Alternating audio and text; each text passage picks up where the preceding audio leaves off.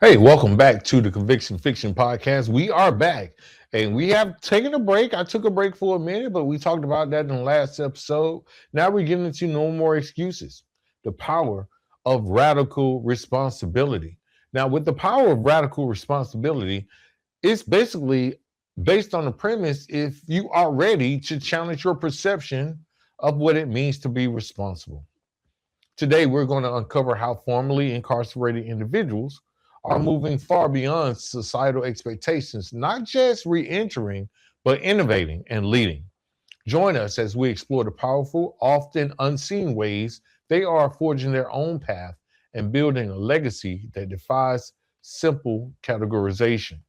Because today, we're not talking about being good, quote unquote, good. We're talking about radical responsibility. This is the Conviction Fiction.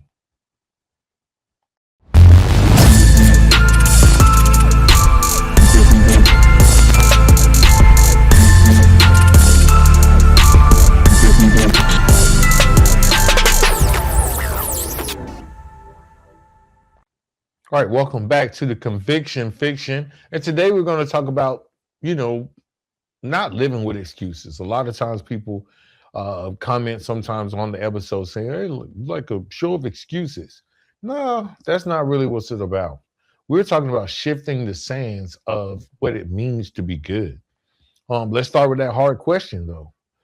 Who decided what goods look like? Who decided what good looks like? Because for people coming home from incarceration, good often feels like a moving target, placed just out of reach, like that carrot on the stick. Society says, good job, get a job, stay out of trouble, pay your fines, keep your head down, don't complain. If you do that, you're considered, quote, unquote, good. But that definition is painfully shallow. It reduces human growth to rule following. It basically treats transformation like a probation checklist. And for the formerly incarcerated, it creates a quiet but constant pressure, a feeling that you are on permanent audition for basic acceptance. You're not just living, you're performing good behavior. Every job interview feels like an interrogation, like every mistake feels catastrophic. Every success feels provisional, like it could be taken away if someone re-examines your past. This version of good traps people in survival mode. Historically, our justice system has leaned heavily towards punishment over restoration. Public records don't disappear. Background checks don't forget. Now, that label of felon becomes an identity marker in the eyes of others, even when it no longer reflects the person's that's standing in front of them. And here's the problem. When society defines goodness as mere compliance, it ignores agency. It ignores complexity. It ignores the fact that responsibility is not just about avoiding wrongdoing, it's about actively creating value. Now, transformation is rarely neat. I mean, growth is messy. We all know this. People evolve through discomfort, setbacks. They evolve through recalibration and self-confrontation. But the public narrative rarely allows space for that nuance. If it basically wants instant redemption or permanent condemnation, either one of the two, nothing in between. It's either instant redemption or permanent condemnation. Now, that binary thinking is dangerous. And I say it's dangerous because when someone is forced to live inside a narrow definition of good, then they may stop striving for greatness. They may settle for acceptable. They may shrink their ambition to avoid the microscope, to avoid scrutiny. But radical responsibility refuses that framework. And that's what this show is about today. Because radical responsibility says, I am more than my worst moment. I am accountable for my past, but I'm not confined by it. I don't just want to avoid harm. I want to produce a positive impact. Now, that shift changes everything. Instead of asking, how do I stay out of trouble? How about the question becomes, how do I build something meaningful? And once that question enters the room, good, quote unquote, good starts to feel outdated because being good is passive. Being responsible, truly responsible, is active. And that's where the sands begin to shift. And that's what the conviction fiction is all about.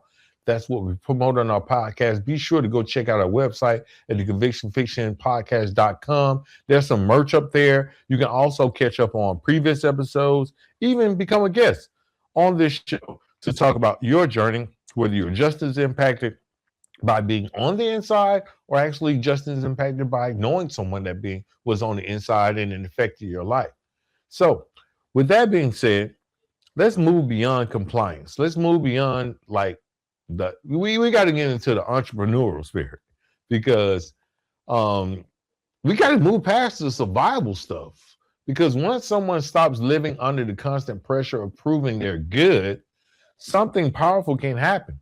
A new question kind of emerges, and that question is like, what can I build?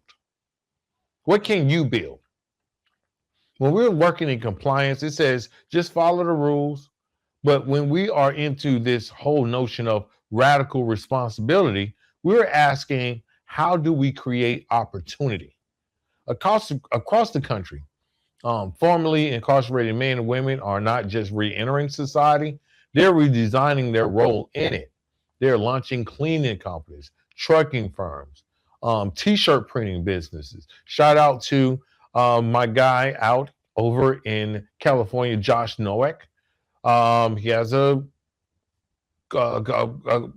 printing company that print t-shirts and branding for companies, and he employs inmates or formerly incarcerated inmates. Right? I want to give a shout out to my girl out in North Carolina, Claudia Shivers. She's out there. She's making coffee. She has a coffee shop out there. I mean, it's clothing brands, construction crews, food services, consulting practices, tech platforms, and media outlets. Give another big shout out to my guy out in the Baltimore area, to Dante Hayes, another man's trash. Want to give him a shout out. Because I want to highlight those people because they're not waiting to be chosen. They're choosing themselves, right? And that shift matters. It matters because when you've lived inside a system that limits your autonomy, where every movement is regulated, every decision monitored, entrepreneurship becomes more than business. It becomes reclamation. It's saying, I will decide my value. I will create my lane. I will hire who those other people might overlook. Many of these ventures are born directly from lived experience. Who better to design reentry services than someone who has navigated the maze?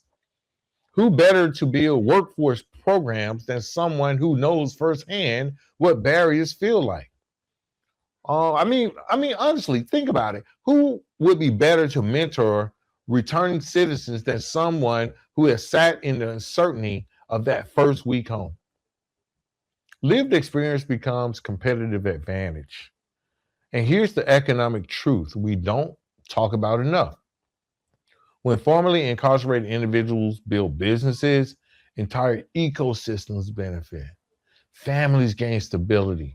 Children see new models of possibility. Communities gain employees who understand second chances. Local economies, those places that we frequent, they gain taxpayers instead of dependents. That's not charity. That's not excuses. That's contribution. And that's what this podcast is about. So if you have listened to the podcast, you're like, oh, it's just all you talk about is like how hard it is. Well, it is difficult, but we offer practical solutions in order to make that life of reentry or wherever you're coming from, whether it's bankruptcy or where it's coming from, divorce, where you're coming from, any form of incarceration where chains were mentally placed on you or physically, we want to rebuild that narrative. We want to change that narrative. And it does require a higher level of responsibility, guys. And that's what we're going to keep talking about on this show because entrepreneurship, It demands discipline. It demands long nights, financial risk, emotional resilience, strategic thinking. There's no parole officer reminding you to file your taxes. There's no structured child line organizing your day. There's just a vision and the willingness to execute it. And that's radical, especially when you consider the additional weight many returning citizens carry, like limited access to capital, restricted licensing in certain industries, like credit challenges. And of course, there's the social stigma. To build in spite of all that is not accidental. It has to be intentional. It's leadership forged under pressure. And here's the bigger shift. When formerly incarcerated individuals move from job seeker to job creator, the narrative just flips. No longer are they simply trying to re-enter a system that excluded them.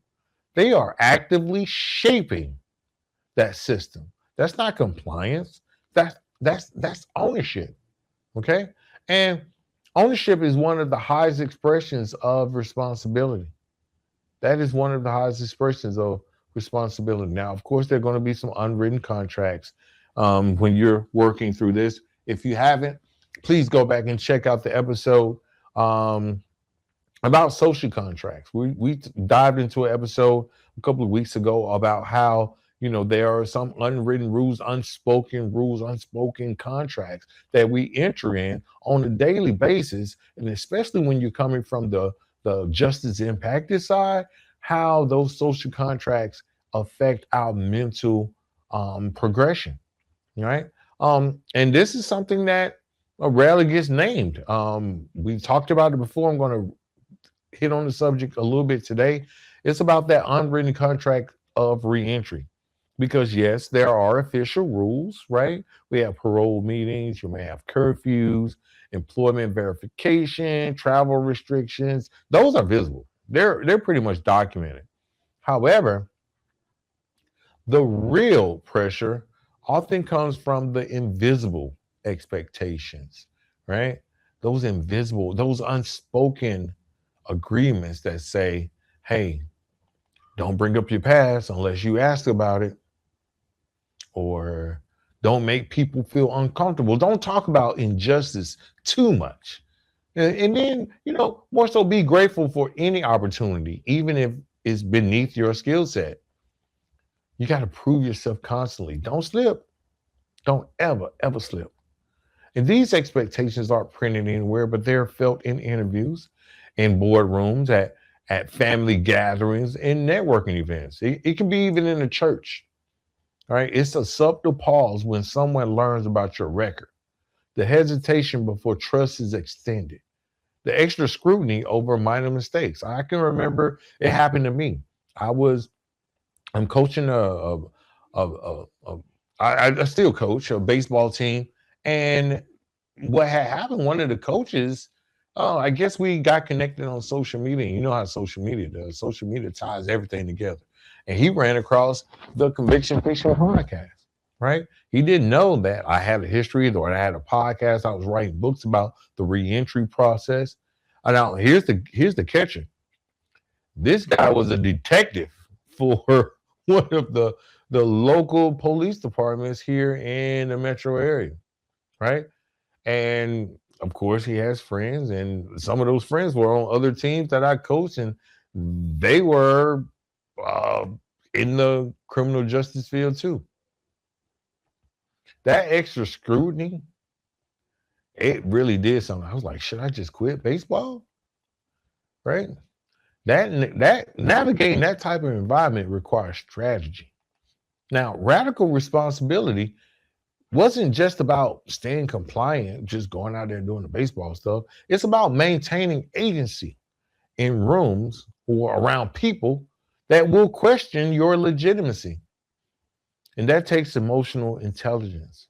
It means that I had to regulate my reactions when, the stigma shows up. I had to understand timing, when to disclose, when to pivot, when to let my work speak for itself. It meant like building credibility brick by brick, knowing that one cracked brick can be judged more harshly than someone else's entire wall. And let's be real, like reintegration, it's not just social, it's technological, it's financial, it's cultural. The world moves fast, guys, and technology evolves. Hiring platforms shift, communication norms change, entire industries transforms while someone is incarcerated. So reentry also means catching up, sometimes digitally, sometimes professionally, sometimes socially, that sometimes emotionally, and it requires a lot of humility. It requires learning without ego, like asking questions. It requires adapting quickly. All of that must be done in order to change the narrative. And at the same time, many returning citizens are rebuilding family relationships, redefining identity, and managing internal battles like guilt, shame, anxiety, hypervigilance from survival mode living. Still, they show up. They still navigate complex social contracts without a manual. And I want to applaud those guys because that's not weakness. That's resilience. Um, Here's the deeper layer. Some don't just navigate these unwritten contracts; they actually challenge them. They refuse to shrink to fit comfort zones. They speak about the reform. I can think back when I had one of the baseball coaches. I think he ran across one of our profiles on social media for the Conviction Fiction podcast, and I probably in one of those episodes, you know how we keep it real on here. Like, hey, look, guys, you can't like go shank somebody or something. I don't know what it was, but he felt offended. He felt offended. He came. He's like, man, I don't think we should work together anymore because it was the stigma of like someone being incarcerated. Not to mention that I have a son that's playing baseball. I've been married. I've been home over 15 years. Now, none of that mattered. But because of the platform and because of the mission of the Conviction Fiction podcast, he just didn't think like he felt like he didn't want to be around me or his kids to be around me. Now, I'm not an offender of the sexual nature or anything. I robbed people. I sold dope. I did all that crazy stuff that, most young people do. And that's not to say that whatever your crime was is different. But, I try to speak about reform and advocate for fair practices. Fair practices. I do. I try to confront stereotypes with competence and clarity. And that's where my advanced agency comes from because it's one thing to survive within a flawed contract, it's another to renegotiate it because radical responsibility says I will meet expectations, but I will not be limited by expectations. Okay. And that mindset changes how reentry unfolds. So if you are coming around somebody that, they haven't traveled where you've been, or they have not been just as impacted or whatnot, like, okay, they shouldn't judge you for that. Judge you for, they should see what you're doing, right? We have to get out of like being on a defensive posture into a strategic one, not just adapting to society but influencing society, because believe you me, there are a lot of people that have been just as impacted, and it's just not talked about. Now when it comes to the justice impacted, we have to align ourselves with community builders who are helping to reshape the narratives. This is where radical responsibility becomes undeniable because many formerly incarcerated individuals don't stop at rebuilding their own lives. They turn around and they build for others. That's what this platform is about.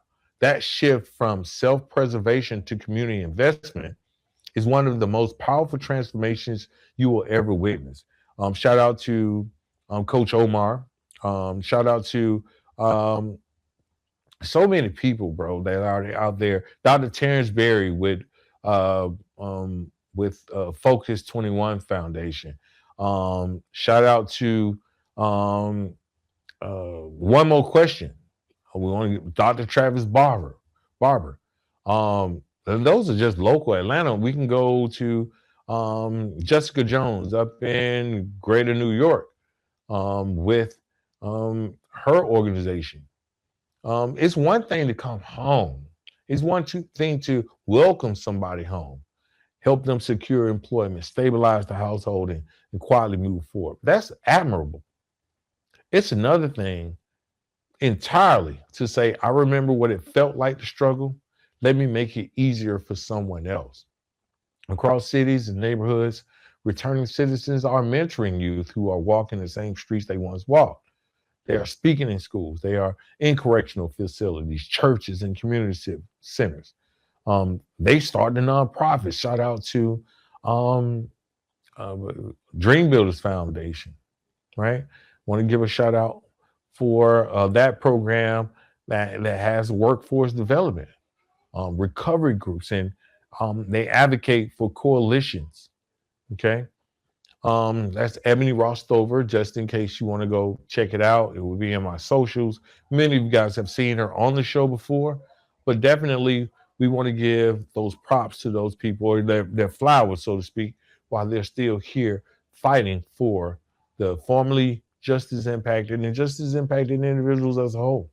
They are not waiting for society to rewrite the narrative. They are rewriting it themselves. And this matters because stereotypes don't usually crumble from statistics, they crumble from proximity. When a young person meets a successful business owner who once served time, the narrative shifts. When a policymaker hears when someone who has navigated the system and emerged as a contributor, perception changes. And when families see stability where they once expected chaos, belief expands. And that community building becomes a form of counter narrative. And let's be clear, giving back is not about repaying the debt forever. It's about understanding the power of shared experience. Peer support carries credibility that no textbook can replicate. When someone says, I've been where you are and I made it out, that message lands differently. I also want to give a special shout out to the pod movement here in Georgia that are doing some great things. Look out for on the calendar for a couple of events that are coming up in the near future. March 6th, we're going to be downtown Atlanta. We're going to be at a special screening of the Alabama Project, right? We're going to go and participate in a panel discussion there. And on April 4th, we'll be down at the Power Conference at City Hall in Atlanta, Georgia, where we will be talking with policymakers about reshaping the narrative for the formerly incarcerated, right?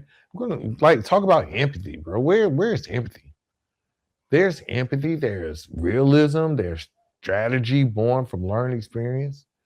Radical responsibility expands even here.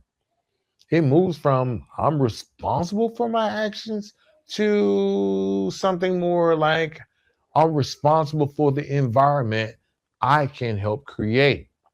That's leadership. It means showing up consistently, even when it's inconvenient. It means mentoring when you're tired, not like advocating when you'd rather stay silent.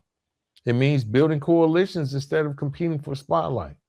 It also means modeling discipline publicly, because once you step into community leadership, people watch differently. Believe you me, your wins inspire people. Your setbacks will educate people, and your integrity becomes instructional. Now, here's the ripple effect. When returning citizens build programs, mentor youth, create safe spaces, and advocate for reform, they reduce recidivism, not just for themselves, but for others. And that's what this platform is about. We are trying to strengthen neighborhoods, trying to stabilize families, trying to reduce system strain. We want to increase economic mobility. And that's not good behavior, that's civic investment. And the powerful part, many of these leaders were once written off. All those people I just talked about, Dr. Travis Barber, Dr. Terrence Berry, Coach Omar, Dante Hayes, now they are anchors in their communities. That is what radical responsibility looks like in motion. That's what it looks like. Now, the future of this responsibility movement or this responsibility train is a self determined path because we have to ask ourselves, where does this leave us, right? If responsibility isn't just compliance, if it isn't just staying out of trouble, if it isn't just trying to prove you're good, then what is it? Radical responsibility, especially post incarceration, is self determination in action. It's the decision to own your past without letting it own you. It's basically the discipline to build when excuses would be a lot easier to give. It's the courage to say, hey, I create value in spaces that I was once rejected from. And here's the key: true responsibility is proactive, not reactive. Reactive responsibility says, I won't mess up again. But proactive responsibility says, I will build something so meaningful that my past becomes context, not the definition. That's a different posture, guys. And it's long term thinking, it's legacy minded, it's generational. Because when someone returns home and chooses radical responsibility, they're not just changing their own life, they're shifting the trajectory of their children, their siblings, even their entire neighborhood. They are rewriting inheritance. And this is where the conversation expands beyond formerly incarcerated individuals because um, every single one of us has a choice between reactive living and proactive responsibility. You may not have a record, but are you building? Are you contributing? You might not have a record, but are you creating value? Are you mentoring someone behind you? Are you challenging systems that actually need reform? Or are you just staying out of trouble? You just staying out of the way. Radical responsibility demands more from all of us. It demands that we redefine what good means. Good is passive. Responsible is active. Responsible means investing in yourself, creating economic opportunity, giving back without being forced to give back, holding yourself accountable without self destruction, and choosing growth repeatedly. And for those who are listening who have never experienced incarceration, this is your call to action. This is your call to action to support businesses owned by returning citizens. Advocate for fair housing practices. Challenge lazy stereotypes when you hear them. And invest in programs that promote agency instead of dependency.